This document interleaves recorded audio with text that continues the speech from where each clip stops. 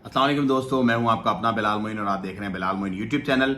अच्छा जी, ये वीडियो बड़ी स्पेशल है और ये सिर्फ आपके लिए है जो लोग ओमान में रहते हैं और परेशान हाल हैं और कमेंट्स में और वैसे मैसेजेस पे और जो फैन क्लब के मेरे ग्रुप्स हैं व्हाट्सएप के, उसमें पूछते रहते हैं अक्सर कि बिलाल भाई जैसे कुछ अभी सवाल आए हुए थे कि यार हम लोग यहाँ पर आ गए थे और हमसे जो कमिटमेंट की थी हमारे उस बंदे ने जो हमें यहाँ पे लेके आया था वो उसको फुलफिल नहीं कर रहा, ना हमें सैलरी टाइम पे दे रहा है। अगर हम ये कह रहे हैं कि यार हमें कैंसिल करके वापस भेज दो तो उसके भी हमसे पैसे मांग रहे हैं। तो इसमें हमारी रहनुमाई फरमाए। देखिए, मैं कोशिश करता हूं कि टाइम टू टाइम हक और सच की बात आप लोगों से करूं और बिला डरे और बिला किसी परेशानी, क्योंकि खलीजी ममालिक में ये बात करना जो है ना वो इम्पॉसिबल है, क्योंकि यहां पर लोग बड़ा डरते हैं और बड़े खौफजदा होते हैं। लेकिन अल्हम्दुलिल्लाह हमें किसी का कोई खौफ, किसी का कोई डर नहीं है।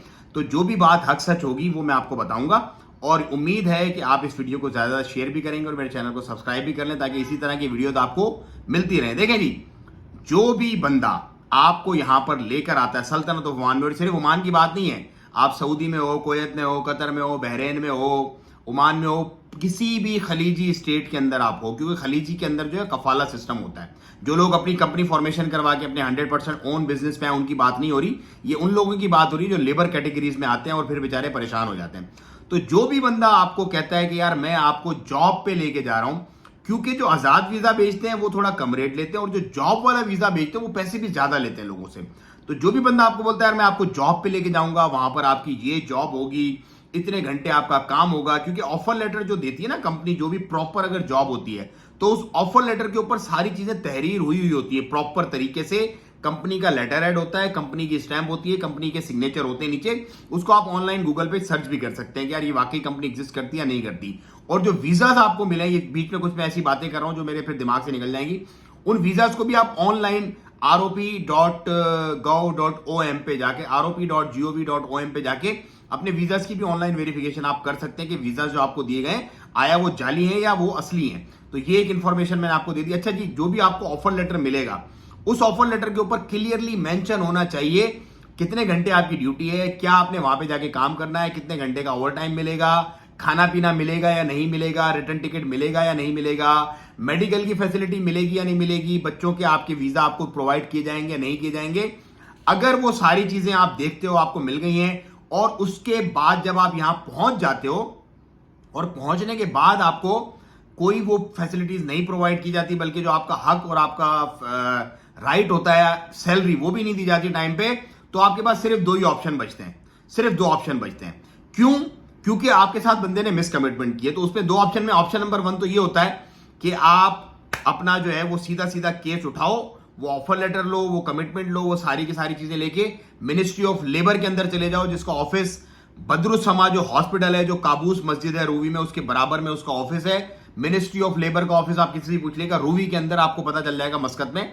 वहां पे आप सीधे चले जाओ, एक टाइपिंग, आप टाइपिंग वाले जो बैठे होते हैं उनसे टाइप करवाओ अरेबिक में पूरा लेटर, उसके ऊपर वो सारा मुद्दा आपका लिखेंगे कि भाई इस डेट को इन्होंने मुझे हायर किया, ये मेरी हायर रिक्वायरमेंट थी, ये इन्होंने मुझे ऑफर लेटर दिया, अब ये मिस कमिटमेंट कर रहे हैं, मुझे ना मेरी सैलरी दी जा रही है ना ही मेरे हुकूक दिए जा रहे हैं। वो पेपर आप जाके सबमिट करवाओगे, मिनिस्ट्री ऑफ लेबर वाले उनको एक मैसेज करेंगे जो आपका अरबाब होगा और वो फिर आपको एक पेशी की डेट दे देंगे, भाई इस डेट पे आपकी पेशी है, दोनों आप हाजिर हो जाओ। वो अरबाब को भी बुलाएंगे और आपको भी बुलाएंगे और वो आपका मसला हल करेंगे। नंबर 1 तो हो गया ये वाला मामला जो कानूनी तरीकाकार है। नंबर 2 ये होता है कि प्यार मोहब्बत से मिल बैठ के आप अपने मामला को हल करें, जो कि बहुत सारी सूरतों में नहीं होते। क्यों? क्योंकि जो अरब का अरबाब होता है उसको पता होता है यार मैं यहाँ का नेशनल हूं, मैं पावरफुल हूं, मैं इस बंदे को डरा लूंगा। और बहुत सारे लोग डरते भी हैं, दबते भी हैं, लेकिन आपको डरने और दबने की ओमान में कम से कम कोई जरूरत नहीं है, क्योंकि हक और इंसाफ मिलता है लोगों को। यहां पर मैंने इंसाफ मिलता हुआ देखा है। तो अगर आपकी कोई सैलरी नहीं दे रहा, आपको कोई ब्लैकमेल कर रहा है, भले खवातीन भी हो, देखो जब कोरोना का टाइम था ना, हमने बहुत सारी खवातीन भी ऐसी जो ब्यूटी पार्लर्स के अंदर आई हुई थी उनको निकलवाया था और उनको उनके मुल्क भिजवाया था। उनके साथ भी ये ज्यादतियां और जुल्म हो रहे थे कि वो जो खवातीनों ने उनको बुलाया हुआ था वो उनको हिरास भी करती थी और उनको सैलरीज भी नहीं देती और डरा धमका के रखती थी। तो और एक औरतें कंपेरेटिवली ज्यादा जो है ना वो हिरास का शिकार होती है, हिरासमेंट का। तो आपने डरना नहीं है, आपने परेशान नहीं होना। जो भी आपका मसला है वो आपने लिखवाना है, तहरीर करवाना है, टाइपिंग सेंटर से आपने पेपर्स को जोड़ना और सीधे पहुंच जाना है अपने मिनिस्ट्री ऑफ लेबर, और मिनिस्ट्री ऑफ लेबर में जाके आपने केस कर देना है अपने अरबाब के खिलाफ। आपका जो भी आपका बंदा है, जो आपका फोरमैन है, अरबाब है, जो भी है, जिससे भी आपको प्रॉब्लम है उसके खिलाफ, अगर वो आपसे ज्यादती कर रहा है तो डरने की आपको कोई जरूरत नहीं, क्योंकि जो इदारे बनाए गए ना ये हक और इंसाफ दिलवाने के लिए आपको बनाए गए। इसमें आपको परेशान होने की जरूरत नहीं है कि यार मैं, आप सऊदी अरब में नहीं हो। सऊदी अरब में ऐसा होता है कि आपको इंसाफ मोस्टली नहीं मिलता, क्योंकि जो सऊदी नेशनल होता है उसी के हक में फैसला दिया जाता है। लेकिन ओमान के अंदर ऐसा कोई मामला नहीं है। ओमान के अंदर आपको, अगर आपके पास पेपर पूरे हैं, अगर आपके पास सबूत पूरे हैं ये प्रूव करने के लिए कि आपके साथ ज्यादती हो रही है, तो आपको, आप मेरी बात पे यकीन करें, इंशाल्लाह आपको अदल और इंसाफ मिलेगा। क्योंकि मैं इस मुल्क में रह रहा हूं पिछले तकरीबन 15 सालों से, और मैंने बहुत सारे ऐसे हालात, वाकयात, मामला देखे कि उसमें लोगों को इंसाफ मिलता है। तो नंबर 1 तो ये हो गया कि जो सैलरी के मसले हैं, जो दूसरे तीसरे कॉन्ट्रैक्ट के मसले हैं, वो वाला मैंने आपका मामला अभी डिस्कस कर दिया। नंबर 2 क्या है? नंबर 2 ये है कि बहुत सारे लोग ये चाहते हैं कि वो स्विच कर दें जॉब से, लेकिन वो इस वक्त एक जॉब के अंदर फंसे हुए हैं। फंसे हुए से क्या मुराद है? मतलब रिस्क लगा हुआ, अल्लाह ताला उनको बेहतरीन रिस्क अता फरमाए। तो देखिए, स्विच करने के, जॉब स्विच करने के टॉपिक नंबर 2 है। टॉपिक नंबर 1 मैंने पूरा क्लियर कर दिया, एलोबरेट कर दिया आप लोगों को। टॉपिक नंबर 2 है कि जो लोग जॉब स्विच करना चाहते हैं उनके पास भी 2 ही ऑप्शन है।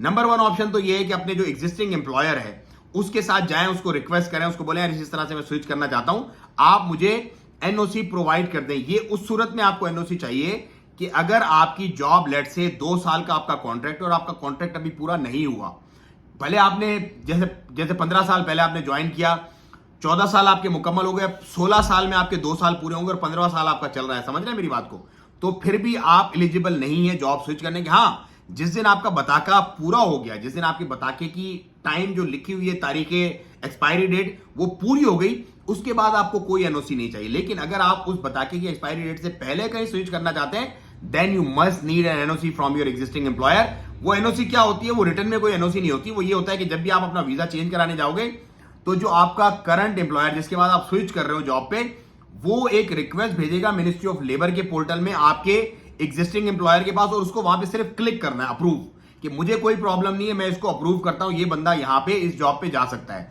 तो ये सॉर्ट ऑफ एनओसी होती है जो चाहिए होती है। तो अगर आप ये समझे कि यार मैं चुप करके आराम से मैं मूव कर जाऊंगा कहीं पे भी, ऐसा नहीं होगा, आपका वीजा चेंज नहीं होगा।